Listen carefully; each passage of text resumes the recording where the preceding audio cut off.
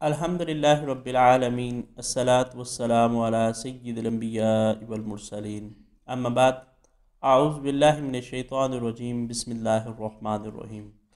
آج دوسرے پارے کے خلاصے کے حوالے سے گفتگو ہوگی۔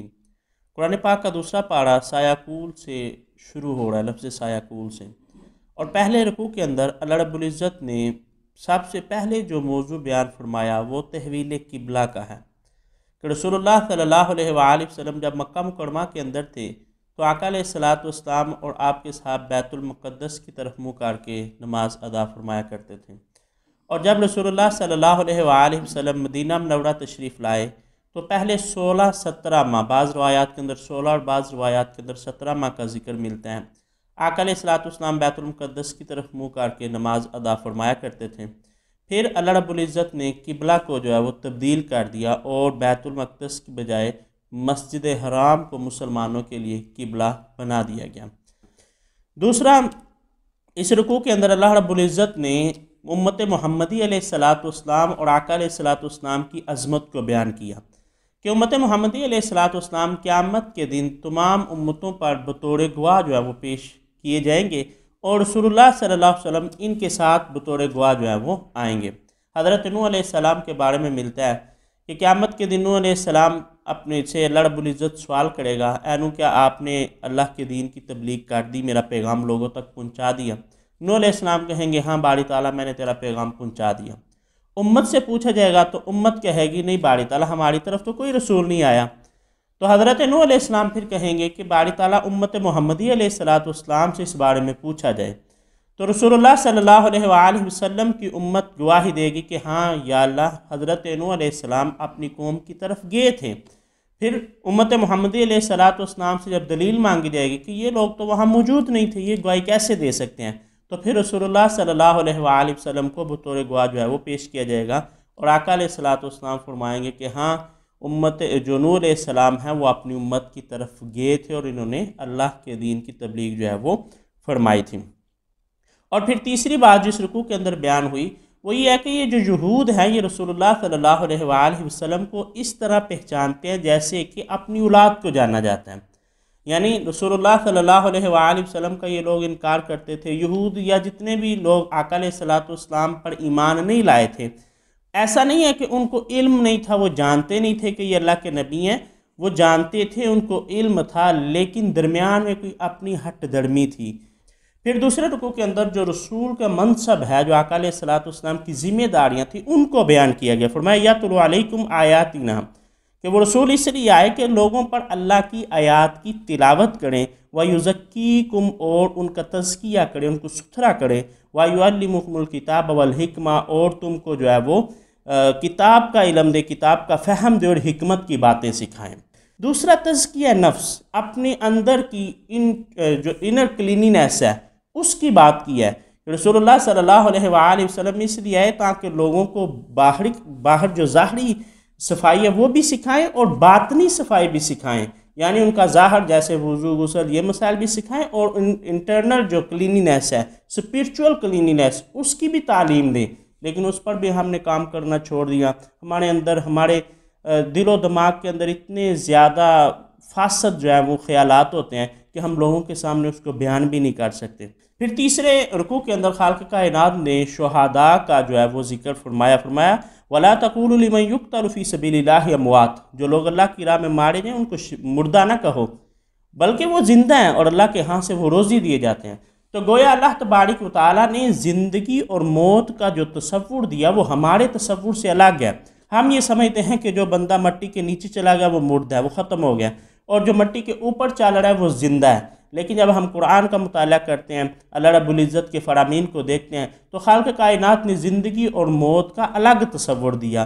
فرمایا وہ لوگ جو ایمان لے آئیں، جو تقوی اختیار کریں، جو اللہ کی راہ میں جہاد کریں، جو اللہ کی راہ میں مارے جائیں، اصل زندگی وہ ہیں، اور وہ لوگ جو کافر ہیں، جو مانتے ہی نہیں ہیں، وہ تو مردے ہیں۔ بلکہ قرآن نے تو یہاں فرمایا کہ ان کے دل پتھروں سے بھی سخت ہو چکے ہیں۔ پھر اللہ رب العزت نے اسی رکوع کے اندر لوگوں کو صبر کی تلقین کی، صبر کے بارے میں گفتگو فرمایا وَلَنَبْلُوَنَّكُمْ بِشَيْءٍ مِّنَ الْخَوْفِ وَالْجُوعِ وَنَقْصٍ مِّنَ الْأَمْوَالِ وَالْأَنفُسِ وَالثَّمَرَاتِ وَبَشِّرِ الصَّابِرِينَ۔ فرمایا ہم لوگوں کو آزماتے ہیں خوف سے، भूख का खौफ, माल के नुकसान का खौफ, जानी नुकसान, फलों का नुकसान। और खालिक़ कायनात ने कुरान पाक के अंदर और मुकामात पर भी फरमाया हम लोगों को आज़माते हैं, कभी औलाद देकर आज़माते हैं, कभी औलाद लेकर आज़माते हैं, कभी माल देकर आज़माते हैं, कभी माल लेकर आज़माते हैं। वबश्शिरी साबिरीन, लेकिन बशारत किन के लिए? जो सब्र करने वाले हैं। क्योंकि ग्रोह अल्लज़ीना इज़ा असाबतहुम मुसीबा क़ालू इन्ना लिल्लाहि व इन्ना इलैहि राजिऊन, ये वो लोग ऐसे हैं कि जब इन पर कोई मुसीबत आती है तो सब्र का दामन हाथ से जाने नहीं देते, बल्कि कहते हैं अल्लाह का माल है उसी की तरफ लुटा दिया गया। फिर इसी रुकू के अंदर अल्लाह रब्बुल इज़्ज़त ने सफ़ा और मरवा की निशानियाँ होने के बारे में बात की। फिर कुफ़ार पर लानत का बयान भी जो है वो इसी रुकू के अंदर हुआ।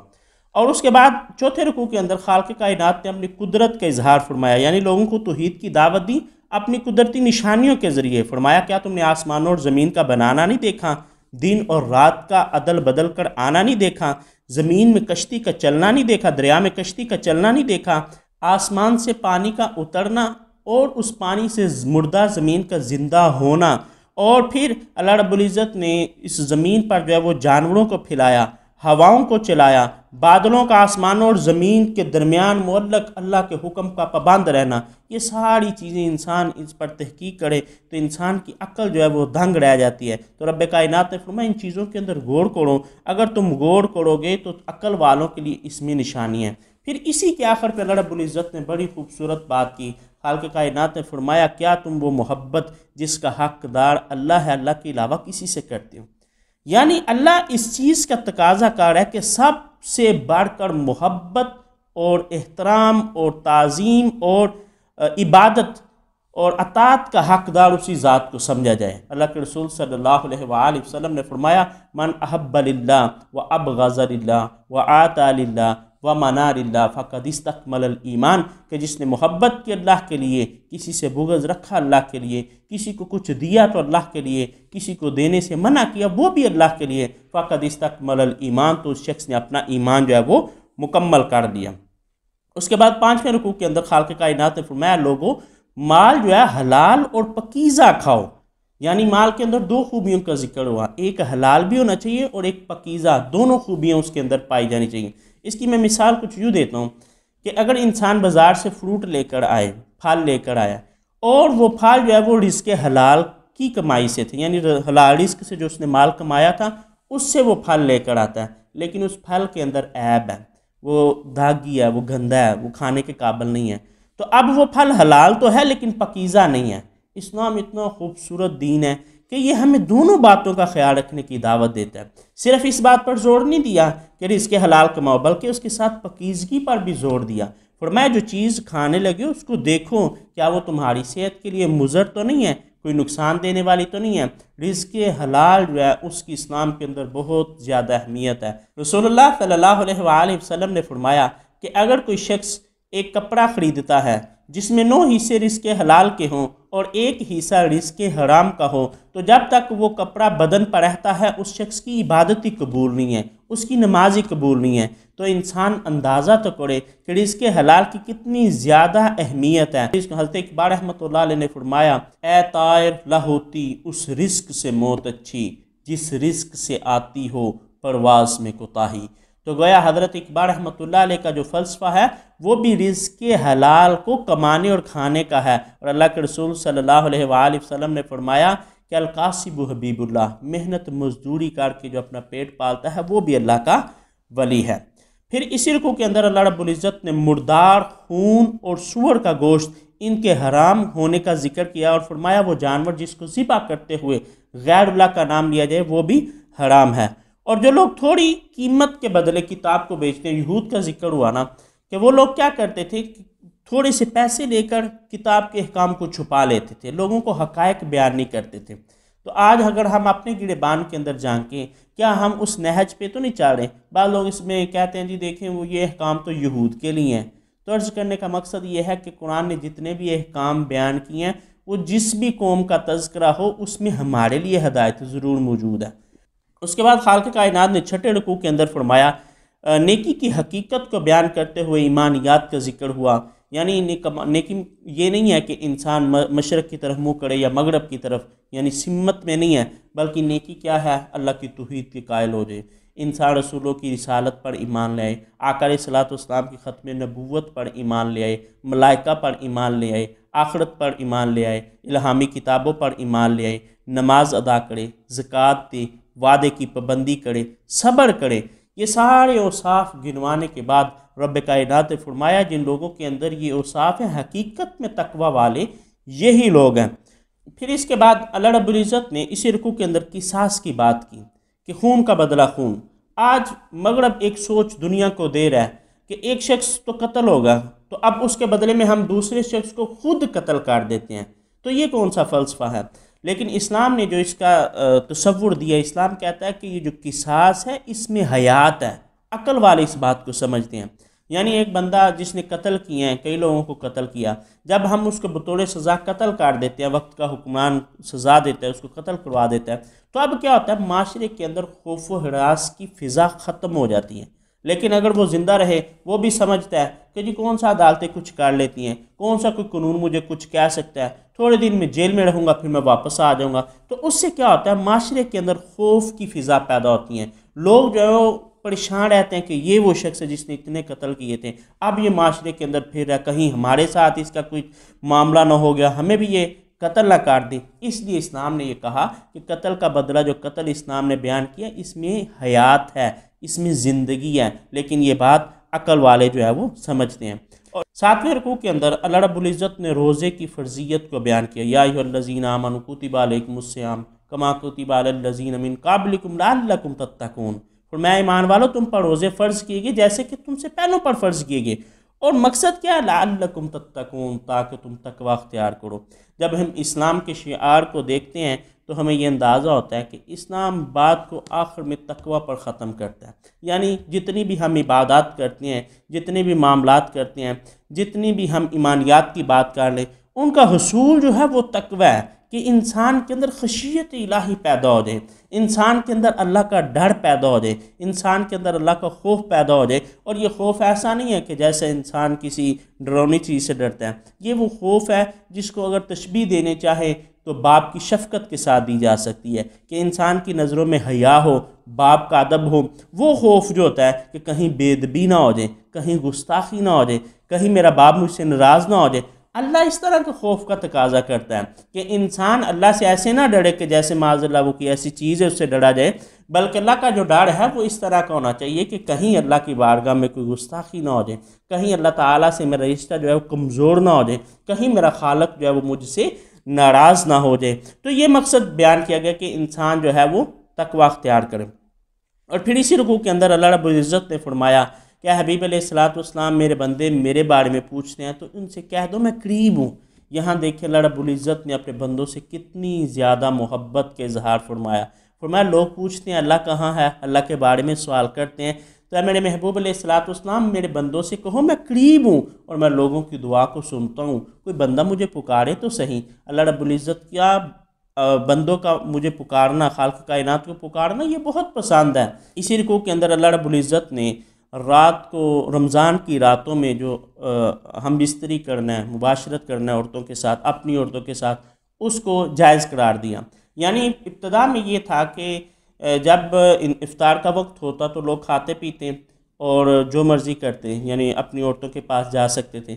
लेकिन जैसे ही वो सो जाते उसके बाद सारे काम उन पर हराम हो जाते।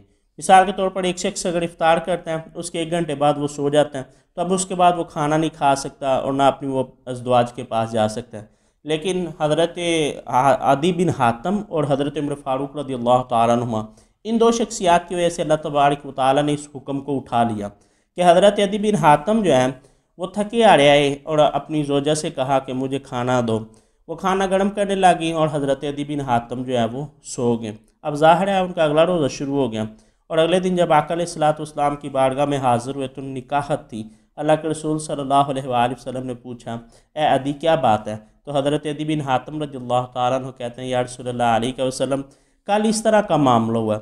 दूसरा वाक़या हज़रत उमर फ़ारूक रज़ियल्लाहु तआला अन्हु का था कि हज़रत उमर फ़ारूक रज़ियल्लाहु तआला अन्हु ने अपनी बीवी को सोने के बाद जो है वो جگا کر ان سے ہم بستری جو ہے وہ کی، تو اللہ رب العزت نے ان کے صدقے جو ہے پھر امت کے لیے یہ آسانی پیدا فرما دی کہ اب رمضان کی راتوں کے میں جو اپنی زوجہ اس کے ساتھ جنسی تعلق کو قائم کرنا اسلام نے جائز قرار دیا۔ اور اس کے بعد 8ویں رکوع کے اندر خالق کائنات نے حج کا ذکر فرمایا، اور عربوں کی کچھ عادات تھیں جو بے بنیاد تھیں، یعنی عربوں کے ہاں یہ طریقہ کار تھا کہ وہ حج کو کر کے جب آتے تو گھروں میں دروازے کے بجائے پیچھے کی دیوار پھلانگ کے آیا کرتے تھے۔ ظاہر ہے اس کی کوئی شرعی دلیل موجود نہیں تھی، اس لیے اسلام نے ان رسومات کو ختم کیا۔ آج ہم اپنے معاشرے میں دیکھیں تو ہمارے پاس بھی کئی ایسی رسومات ہیں کہ جن کی کوئی شرعی دلیل نہیں ہوتی، لیکن ہم ان پر عمل کر رہے ہوتے ہیں۔ مثال کے طور پر میں نے عورتوں کے بارے میں سنا ہے، عورتیں کہتے ہیں جی 1.25 من مہندی لگانا جو ہے یہ سنت ہے، یا 1.25 من جو ہے وہ چوڑیاں پہننا یہ سنت ہے۔ میں نے شریعت کے اندر ایسی کوئی جو ہے وہ حکم نہیں پڑھا نہ دیکھا ہے۔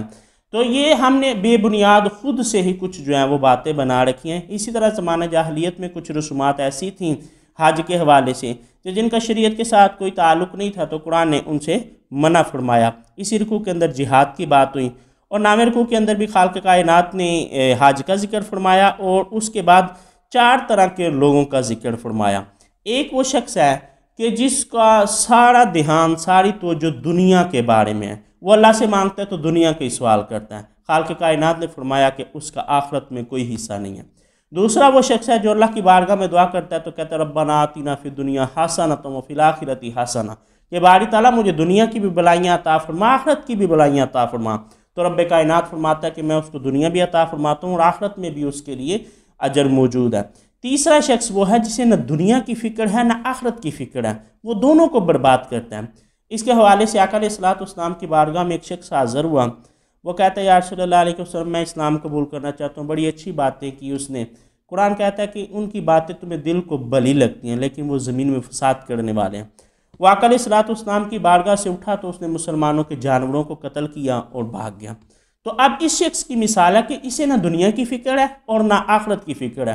اور چوتھی طرح کے لوگ وہ ہیں کہ جن کی ساری توجہ آخرت کے لیے ہے۔ قرآن کہتا ہے کہ انہوں نے اپنی جانوں کو بیچ دیا اللہ کی رضا کی خاطر، جنت کے بدلے انہوں نے بیچ دیا، یعنی انہیں دنیا میں کوئی دلچسپی نہیں ہے، ان کا سارا جو دلچسپی کا مرکز ہے وہ آخرت ہے، اللہ کی رضا ہے، وہ اللہ کی رضا کے لیے جو ہے وہ کام کرتے ہیں۔ اور 10ویں رکوع کے اندر اللہ رب العزت نے دلائل آنے کے بعد لوگوں کا انکار کرنا، یعنی رسول اللہ صلی اللہ علیہ وآلہ وسلم جب اس کائنات کے اندر مبعوث نہیں ہوئے، آقا علیہ الصلوۃ والسلام نے اعلان نبوت نہیں کیا، تب تک لوگ کہتے ہیں جی ٹھیک ہے ہم آخری نبی کو مانیں گے۔ یعنی قرآن کہتا ہے کہ وہ رسول اللہ صلی اللہ علیہ وآلہ وسلم کی وساطت سے دعا مانگا کرتے تھے، کہتے تھے یا اللہ جو آخری نبی آنے والا ہے ہم اس کا وسیلہ تیری بارگاہ میں پیش کرتے ہیں، تو رب کائنات ان کو دشمنوں پر فتح عطا فرماتا تھا۔ تو یہود اور جتنے قبائل تھے ان کی یہ کوشش تھی کہ جب وہ نبی آئیں گے تو ہم پہل کریں گے، ہم اسلام قبول کر لیں گے، لیکن جیسے ہی آقا علیہ الصلوۃ والسلام نے اعلان نبوت فرمایا تو ان لوگوں نے ہٹ درمی کا مظاہرہ کیا اور اسلام کو قبول کرنے سے جو ہے وہ انکار کر دیا۔ اس کے بعد 11ویں رکوع کے اندر اللہ رب العزت نے شراب اور جوئے کی حرمت کا بیان فرمایا، اور اسی رکوع میں جہاد کا بیان بھی ہوا، یتیموں کے حقوق کی بات بھی ہوئی، اور مشرکین سے نکاح کرنے کی مخالفت کا بھی بیان، مذمت بھی اسی رکوع کے اندر بیان ہوئی۔ 12ویں رکوع کے اندر اللہ رب العزت نے حیض کا بیان فرمایا کہ یہ لوگ آپ سے حیض کے بارے میں پوچھتے ہیں، تو قرآن کہتا ہے حوازن، یہ بیماری ہے، ان دنوں میں عورت کے قریب نہ جاؤ۔ اچھا، اسلام بڑا اعتدال پسند دین ہے۔ اسلام یہ نہیں ہے کہ اگر کوئی عورت حیض کی حالت میں بالکل اس کو بلانا ہی چھوڑ دو، اس کے پکایا ہوا کھانا چھوڑ دو، ایسا اسلام نے حکم نہیں دیا، بلکہ اسلام یہ کہتا ہے کہ اگر کوئی عورت حیض کی حالت میں تو ان دنوں میں اس کے ساتھ مباشرت نہ کرو، باقی سارے کام جو ہے وہ جوں کہ تو ہی رہیں گے۔ یعنی بعض مذاہب ایسے ہیں کہ جن مذاہب کے اندر بالکل عورت کو الگ تھلگ کر دیتے ہیں، نہ اس سے بات کرتے ہیں، نہ اس کا ہاتھ کا پکایا ہوا کچھ کھاتے ہیں۔ اسلام نے ایسا کوئی حکم نہیں دیا، اور اللہ کے رسول صلی اللہ علیہ وآلہ وسلم کی سیرت سے یہ بات ثابت ہے کہ آقا علیہ الصلوۃ والسلام جب ازدواج کو حیض آتا تھا ان دنوں میں ان سے کھانا بھی کھاتے تھے اور ان کے ہاتھ کے جو سے برتن لے کر بھی اپنے استعمال میں لاتے تھے۔ تو اس طرح کی شریعت نے کوئی ممانعت نہیں فرمائی، صرف ایک کام جو مباشرت کیا، اس کے علاوہ باقی سارے کام جو ہے وہ شریعت نے جائز رکھے ہوئے ہیں۔ اس کے بعد اس رکوع کے اندر خالق کائنات نے ایلا کا بیان فرمایا، یعنی اگر کوئی شخص یہ قسم اٹھا لیتا ہے کہ میں اپنی بیوی کے پاس نہیں جاؤں گا تو اس کے شرعی حکم کیا ہے۔ تو شریعت کہتی ہے کہ اگر کوئی بندہ یہ قسم اٹھا لے کہ میں اپنی بیوی کے پاس نہیں جاؤں گا تو 4 ماہ تک انتظار کیا جائے۔ اگر 4 ماہ کے اندر اندر وہ شخص رجوع کر لیں تو اس کی قسم کا کفارہ دینا پڑے گا، قسم ٹوٹ جائے گی اور وہ کفارہ دے کر اپنی بیوی کے ساتھ رہ سکتا ہے۔ لیکن اگر 4 ماہ گزر جائیں اور وہ شخص رجوع نہیں کرتا، اپنی بیوی کی طرف نہیں آتا، تو طلاق بائنہ واقعہ ہو جائے گی۔ یعنی اب اگر وہ اکٹھا ہونا چاہتے ہیں تو دوبارہ ان کو شادی کرنا پڑے گی، اگر وہ اکٹھا نہیں ہونا چاہتے تو عورت کہیں اور جو ہے وہ شادی کر سکتی ہے۔ یہ ایلا کا جو ہے وہ اس رکوع کے اندر بیان ہوا۔ اور 13ویں رکوع کے اندر خالق کائنات نے بیان فرمایا کہ طلاق جو ہے وہ 2 دفعہ ہے، یعنی انسان کو 2 کا اختیار ہے۔ ایک دفعہ بندہ طلاق دیتا ہے تو رجوع کر سکتا ہے، پھر دوسری دفعہ طلاق دیتا ہے پھر رجوع کر سکتا ہے، لیکن جب وہ تیسری دفعہ طلاق دے دیتا ہے تو پھر رجوع ممکن نہیں ہے۔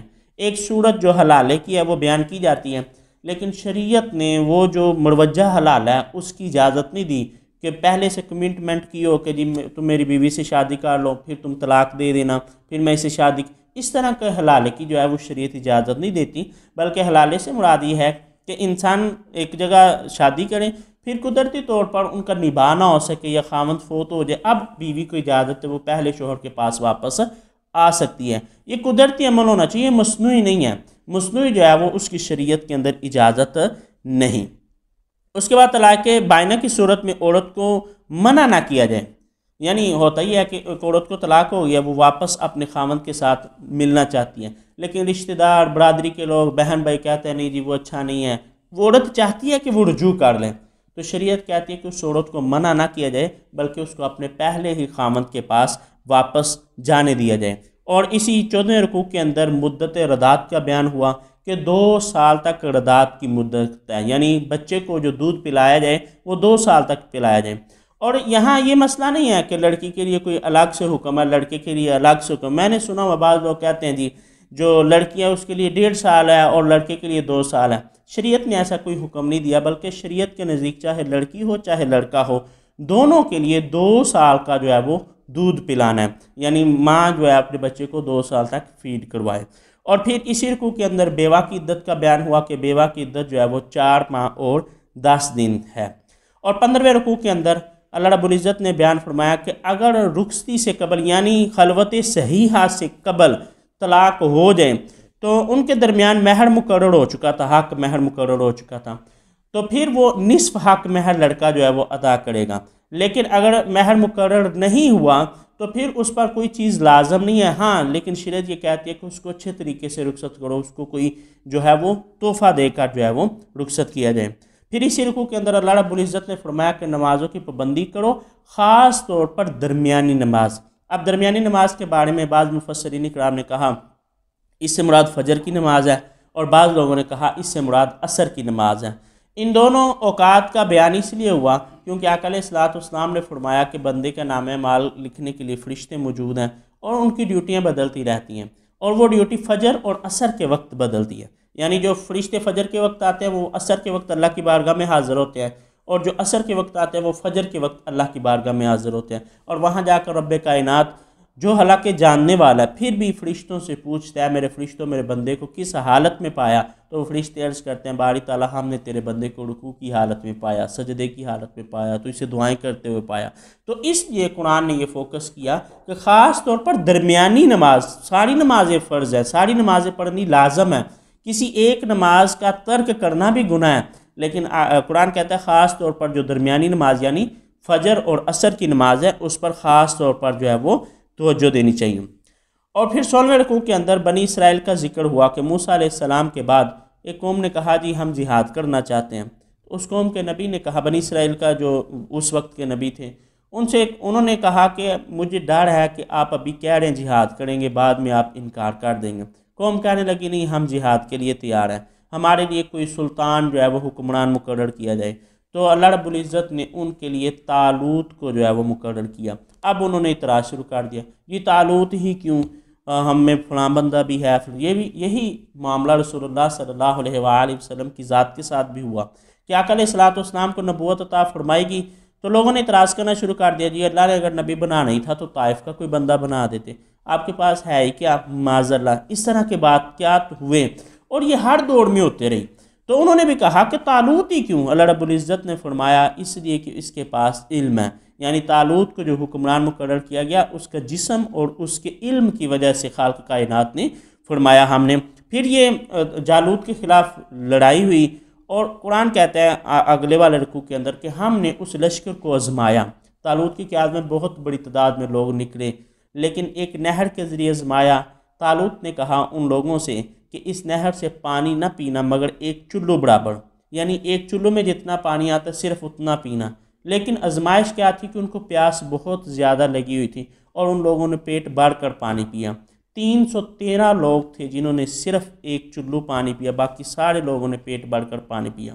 تو جب جالوت کے مقابلے میں گئے تو وہاں کیا ہوا کہ جن لوگوں نے پیٹ بھر کر پانی پیا تھا انہوں نے کہا نہیں، ہمارے اندر تو طاقت ہی نہیں ہے، ہم جالوت سے لڑ ہی نہیں سکتے۔ لیکن وہ لوگ جو 313 تھے جنہوں نے ایک چلو پانی پیا تھا، وہ کہنے لگے کہ تاریخ کے اندر ایسی مثالیں ملتی ہیں کہ تھوڑے لوگ اکثریت پر غالب آ گئے ہوں، تو اس لیے ہم لڑیں گے، انشاءاللہ ہم فتح حاصل کریں گے۔ تو حضرت داؤد علیہ السلام بھی اس لشکر کے اندر شامل تھے۔ حضرت داؤد علیہ السلام نے جالوت کو قتل کر دیا، اور بعد میں خالق کائنات نے اس پارے کے آخر میں فرمایا پھر ہم نے داؤد علیہ السلام کو سلطنت اور حکمت عطا فرمائی۔ تو گویا اس سے یہ بات بھی سمجھ میں آتی ہے کہ جو حکمران ہوں ان کو صاحب علم اور صاحب حکمت جو ہے وہ بھی ہونا چاہیے۔ تو خالق کائنات کی بارگاہ میں دعا کرتا ہوں اللہ رب العزت ہمیں قرآن سمجھنے کی توفیق عطا فرمائے۔ وما علینا الا البلاغ المبین۔